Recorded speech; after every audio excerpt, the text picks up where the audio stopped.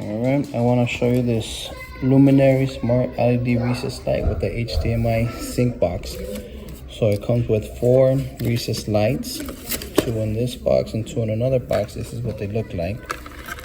So this is the back, this is the clip that holds it in place. A little J box which you could open your access through here, just pop it open. And there's the wires. An HDMI cable. It comes with these clips for the LED strip light, which is right here. Or this also has adhesive, so you could just stick it straight behind the TV or on the wall behind the TV.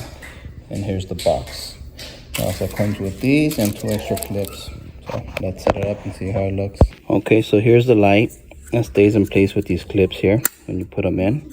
It has a little box which you just open here, and it has the wires. These are breakable, so you could break off one on each side. I broke off this one. They just bend. So there you go, pretty straightforward. The white cable here, the ground here, and the black, you just push it in and it locks in place. Okay, so I screwed this in, and there you go, it works. Just gotta put it in place. Okay, just pinch these back, put it in place. Okay, so there's the old one, and there's the new one.